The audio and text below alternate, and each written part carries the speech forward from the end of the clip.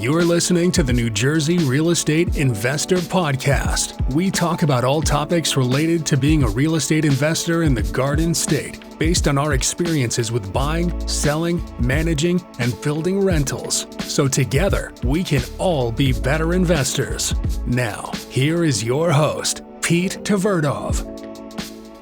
Welcome to the New Jersey Real Estate Investor Podcast. I am your host, Pete Tverdov. I have with me Andrew Spina, otherwise known as my number two. And this is our first podcast. And I'm pretty excited to talk to you guys about all sorts of real estate investing topics.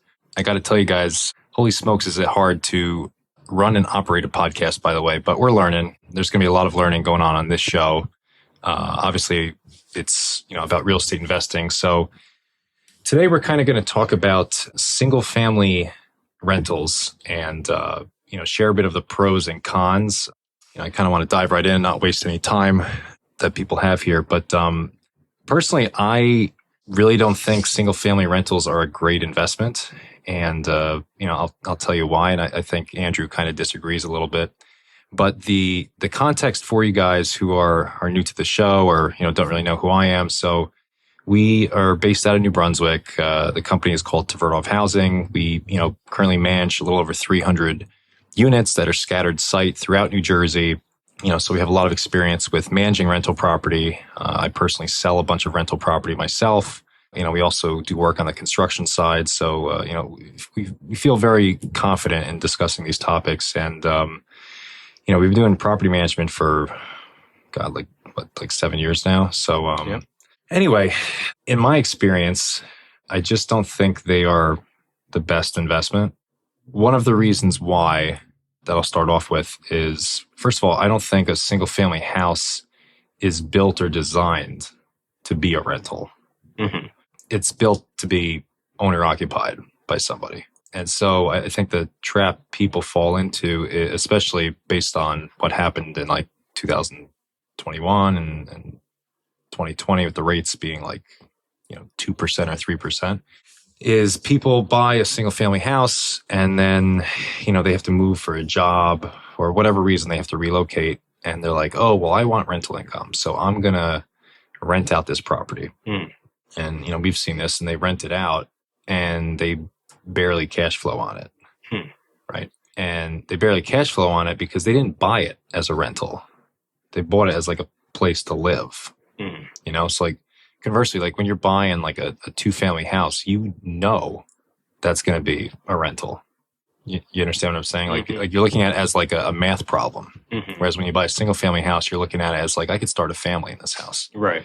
So you're not looking at it as an investor. So I think the trap people fall into is they buy a single family house, especially if they want cash flow. If you don't want cash flow, then it's not bad at all. But if you want cash flow, I think it's a mistake, because you didn't go into that investment thinking it was going to be an investment property. You went into that investment thinking you were going to live there, and now you're trying to turn it into an investment property when it's not. So that's what I've seen with people in the past. They'll own their single family house, and I would argue like some townhouses and condos fall under this category, and they barely cash flow on it. And then and what happens with rentals? Things break down. Sure. And then they're upset that there's maintenance involved, or if there's vacancy, and I think in the long run they wind up just selling it because it wasn't really that good of an investment. Now, I understand cash flow, but what about the argument that someone could put forth that, okay, I paid a decent down payment, I have a 2-3% mortgage rate from 3 or 4 or 5 years ago, and it does cash flow, but maybe a minimal amount. Maybe they're making $10,000-$15,000 a year off of it. The asset, the house itself, it'll appreciate over time, right? So, how would you counter that? We're saying, well, my mortgage is $2,800 a month. I can rent it for $3,500. I think if they're cash flowing, then it's fine. But if you're not really cash flowing, and like today in 2025, you're not cash flowing even on multifamily. You got to put a lot down to cash flow. It's not nearly as easy as it was a couple of years ago. But I think, I hear your points with appreciation. And we'll talk more about that. I think that's important. But basically, my first point is they're not built or designed to be an investment. They're built for people to live in. And I'm going to touch more on that later with the boogeyman of like BlackRock and all these PE funds buying up all the single family homes. That's like the popular headline, which is completely false. And I'm going to dive into that in a few minutes. But so anyway, that's the first thing. I don't think they're built or designed to be a rental. The second thing that I would say is when you have someone move out, the turnover can be really expensive because a single family house in most cases are huge, right? It's not a 800 or 1,000 square foot apartment. Even a small average single family house built in like the 60s is like an 1,800 square foot split level or bi-level, right? Like, think of that house like that. And then you got these McMansions that are 4,000 or 5,000 square feet. If you have to repaint that whole thing after someone moves out, security deposit ain't covering that. That's like double the security deposit or triple the security deposit. Yeah, that's a good point. You could try to pursue the, tenant to pay whatever damages they cost, but that's a whole other thing. That's just setting money on fire. That's another thing. We've had some clients in the past who, like we inherited very problematic tenants who didn't pay and owed like enormous sums of money, enormous guys. And, one client wanted to put a judgment on the guy. And I'm talking tens of thousands of dollars in the judgment. And he spent another couple grand on attorney's fees. And I personally don't think he's ever going to see that money, So that's one of my concerns with like a single family rental that we've seen. Because by the way, we manage single family rentals. So it's not like it's all bad. I'm just giving you guys what we see as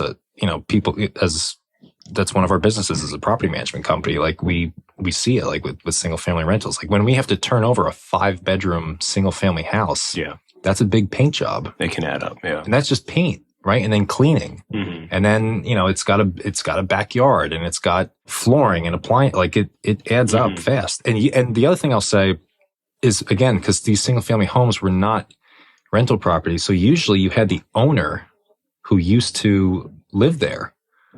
Right. So they want that place pristine. Right. Because maybe they're the guy, guys, I'm going to move back into my house. Well, we've dealt with that. We've had directly, that. We've had that in the past. Yeah. So some owners, they can't get over that mental barrier of someone else being in their house, treating it differently than they would treat it. Exactly. So that's what I've seen over the years is like those turns are very costly. And that's not like us marking it up and, counting all this money that, we're ripping this guy off. It's not like that at all. It's just, it's expensive, man. Well, what would you say to someone that says, Pete, a single family house is infinitely rentable because it can appeal to a young professional, a family starting out. It's not a multifamily. There's no shared neighbors. It's always going to be a property and a rental type that is going to be forever in demand. I would say you're correct. So the one counterpoint to my own point is single family houses probably rent the fastest. Like they'll rent. So like a 3-bedroom single family house will rent way faster than a 3-bedroom apartment in a 2 or 3 family house or in a, because people have their own space, they have a backyard, they kind of get to live like a homeowner. Yeah. So there is a strong demand for it, but it depends when, right?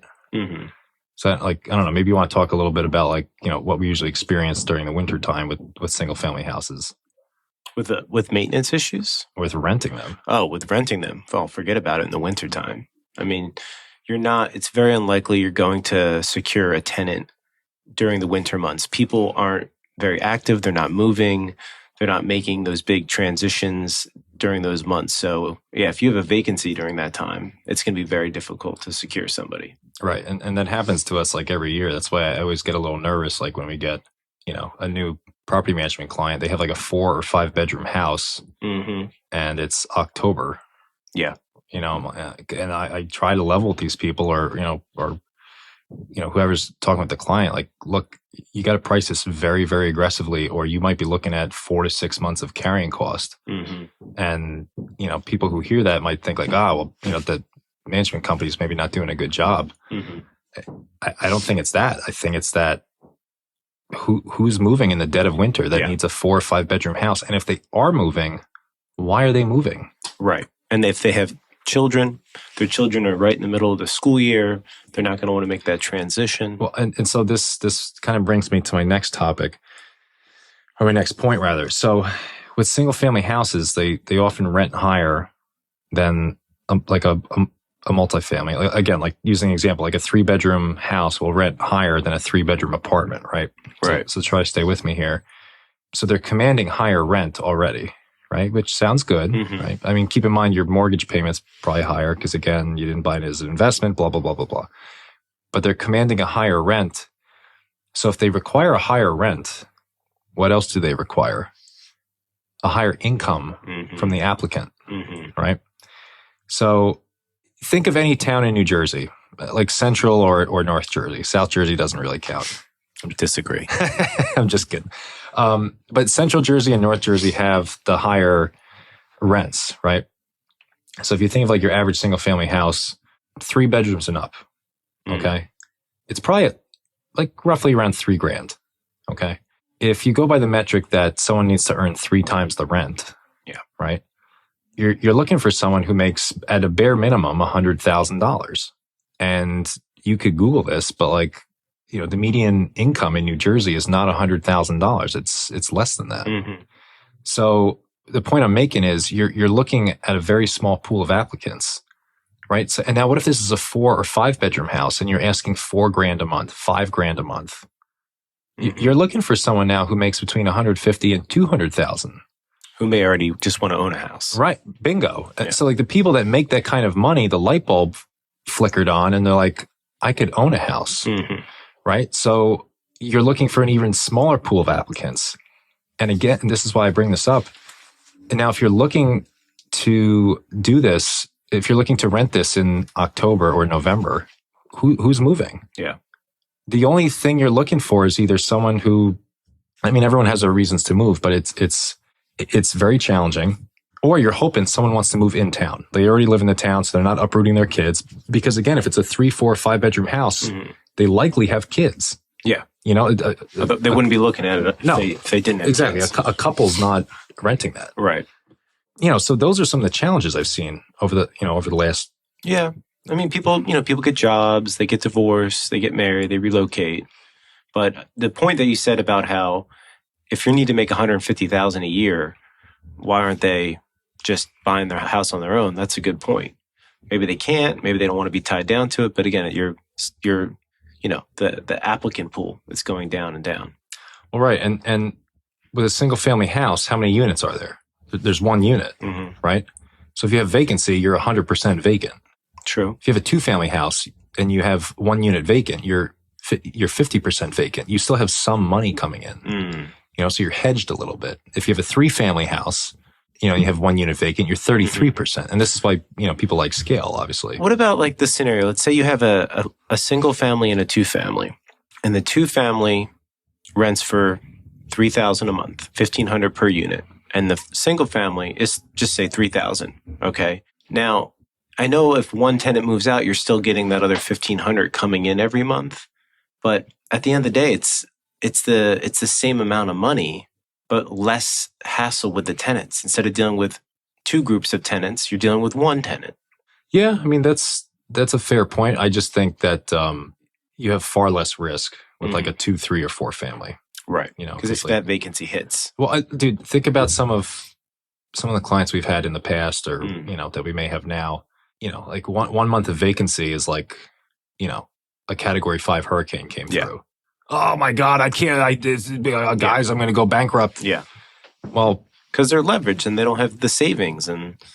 Right, but like you, as a real estate investor, guys, like if you want to be a real estate investor or you are a real estate investor, you better darn well be sure that you have proper cash reserves. Oh yeah, because there will be vacancy. It just happens. Like, you know, I don't care how long you've had people living there. If people have been living there 10 years and they move out, you ain't putting somebody in there the next month, right? They've been living there 10 years. You're probably gonna have to spend 2 months to clean it up, and now you want to redo a bunch of stuff and, you know, get it up to market rent again. So you're always going to have some sort of vacancy, and you need to be ready for that. So That's why, like, I think of like the worst case scenario. You have a 4 or 5 bedroom house. It's October. It gets dropped. They're like, hey, I'm moving to Texas. I want to rent my house out. We're like, okay, no problem. We'll do it. But like, we've got to price it aggressively and just setting expectations up front. This could sit a while. So I think the flip side is, if you do have a single family, like, when do you want to rent that? And what I would say to that is definitely springtime. Yeah. Summertime obviously is the best because kids are out of school. So it doesn't, if they're moving, True. They're not getting ripped out of during the school year at least. Yep. Summer's got the most demand by far. Also, as like a rule of thumb, I guess this is like a pro tip for you landlords out there. Our management company, we refuse to let a lease expire at the end of November, the end of December, or the end of January. And the reason why is because we do not want to be renting stuff in the dead of winter because no one's moving in around Thanksgiving, around Christmas, around Hanukkah, around New Year's. Like no one wants to do it. Everything slows down. Everything. Like even right now, we have a handful of vacancies, and it's me as a business owner is driving me nuts. But it makes sense given the weather. I mean, maybe this doesn't apply if you live in the Southwest or other parts of the country, but here in the Northeast, everything comes to a crawl. People are preoccupied with holidays, get-togethers. No one's pulling their kids out. No one's making big transitions like that in January or December. Yeah, no, for sure. Do you have any other pros that you want to bring up for single family? Like I already said, I think it's just a infinitely desirable asset. Single family house, it's going to always be in demand. I was thinking about your point about how if you don't get into it from an investor perspective, it might not work out. But I keep thinking, well, the asset, the house, it's going to appreciate over time. Even if you have a minimal cash flow, I think as long as the property is overall solid, it doesn't need a lot of rehab work. It might make if you yourself can jump to a different property, just treat it like you would like a savings account. Just let them pay the mortgage. Let's say you just break even. Like, what's the argument against someone saying, Pete, my mortgage and the rent I'm receiving are about comparable, but this tenant, they're going to be a long-term tenant, or I hope so. And I'm just going to let the house, the property and the house value just go up over the next 5-10 years. Well, let me ask you a question. Does this house have like a furnace or a boiler probably? Sure. Yeah. Do those break down? All the time. Does it have a water heater? Of course. Do those break down? All the time. A refrigerator? Yep. A dishwasher? Maybe a washer dryer? Those break down, right? So like, let's say you're breaking even on that house. Yeah. And then you got to replace a furnace. That's like, $6,000. You know what I mean? That just wiped out like 3 or 4 years of cash flow. Right. So the only thing you're really banking on is appreciation, which is very likely to happen. There's not enough homes in the country. Right. Unless you bought it at the top of the market and the market slips. Or you overpaid, yeah. Yeah. So I just think from like a cash on cash return perspective, it's not the best. I think there's far better things to do with your money. And I would even argue, sell it and take that money and go buy a 2-family or a 3-family or help put your money in a REIT. And so to my next point here about single family, because there's always these popular headlines that Wall Street's buying up single family houses, and that's why the prices are so high. And if they got investors out, it would create affordability for a lot of people. Yeah. So why is that not true? Yeah. So I'm here to call that out. So number one, maybe 2% of all the homes in the country are bought by companies like that. Okay. I know, and that still sounds like a lot when you think about it. However, those companies are buying what's called build-to-rent communities. Okay. And for those of you who don't know, a build-to-rent community basically is, they might build 200 townhomes, on like a huge plot of land. Yeah. Nowhere in New Jersey, right? But tract homes. Yeah, exactly. Yeah, 1 of 1,000. Right. And then that whole community, they sell to a private equity firm. That's what they do. Okay. BlackRock is not buying your neighbor's house in the suburbs of Union County or Hunterdon County. They're buying stuff like that. Now, so it's just an alarmist headline to grab people's attention? 100%. And honestly, anytime I see it on social media, I like go to war in the comments. And I call it out because like people, will go on podcasts like this, or they'll film some reel and act like an expert. And that's nonsense. That's, I think people are looking for an explanation of why housing is so unaffordable. Well, so here's my communist level viewpoint on that. I think single family houses should either be, and this would obviously have to be up to like an individual town, but I think they should either be restricted in how many they allow or banned altogether. Because my big belief is they're not investment property. Now, in theory, I don't really know how you would enforce that, right? But like if you think about it, if you just try to be objective for a minute, and if you think about it, like if they did not allow single family homes to be rented out and someone moved, what would they have to do? Well, they'd have to sell it. They would have to sell it. And that would likely increase inventory. There would be more liquidity. That's pretty left wing. It's very left wing. I understand that. But like, that's my 2 cents on it. So that's why I was like, I don't know if you could outright ban it. But and the reason why I bring this up is because like whenever I travel, right, like I talk to locals about housing all the time, right? So like I'll give you an example. Like when I was in Sedona last year, and me and my wife were riding horses. Excuse me, we weren't. We were doing yoga. We were doing yoga like on these rocks, like in the middle of like the canyons. It was like incredible. But anyway, we were talking to the guy while we're hiking up there, and he was like all the locals got priced out because this became a huge destination area, and every single family home turned into an Airbnb. Oh yeah. He's like, so I was like, where's everybody live? He's like 45 minutes away. He was like, Pete, like in 3 years, the prices of houses went up like 400%. Yeah. You know, so that's the downside to like capitalism sometimes. Yeah. That's why there does need to be a little balance. So I told him, I was like, dude, like why they need to restrict how many Airbnbs could be. Yeah. Well, towns are cracking down on Airbnbs, and so is the hotel lobby. They've really come down on that hard. But I've noticed that in particular in vacation areas. Like, oh yeah, I was in Jackson Hole 2 weeks ago.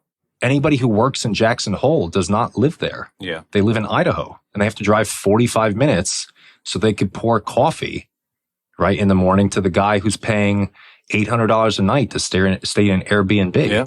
So I think some things with single family homes are completely ass backwards in this country. So that's, again, it's kind of a little communist. I am Russian, guys. So, I guess deep down those roots still hold true. But I've often thought that, like, well, if they restricted single family homes to like, I don't know, you can only have so many in the town.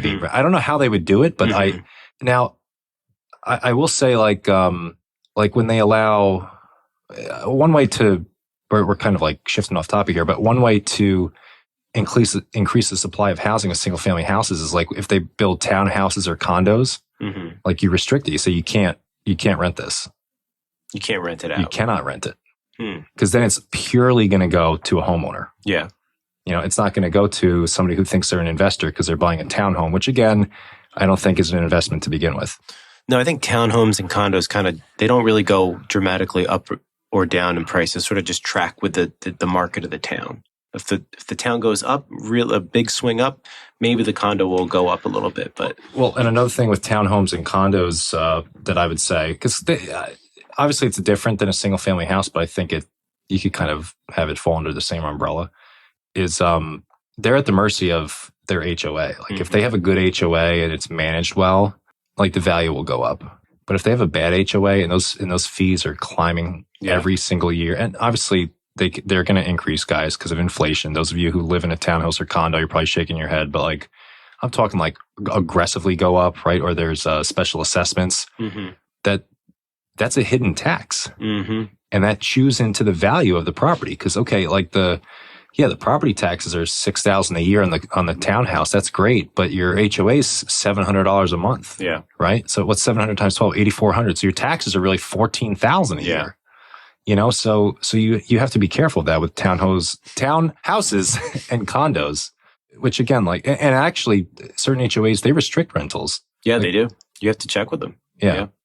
They won't, they'll only allow like so many to be a rental. Yeah. They don't want Airbnbs to come in too, because Airbnbs are used for one or two reasons: partying or being intimate. Like that's why people have Airbnbs, to party. Well, yeah, or vacation. But yeah, so anyway, with respect to single family houses, I think those are kind of my thoughts on it. I don't know if you have anything else. No. All right. Well, so I think we'll wrap it up for this episode of the New Jersey Real Estate Investor Podcast. Feel free to follow me on Instagram, Pete Does Real Estate, and stay tuned for more episodes. And we'll be back. Sounds good. Thank you. Thanks for listening to the New Jersey Real Estate Investor Podcast. Make sure to subscribe so you don't miss the next episode. Until next time.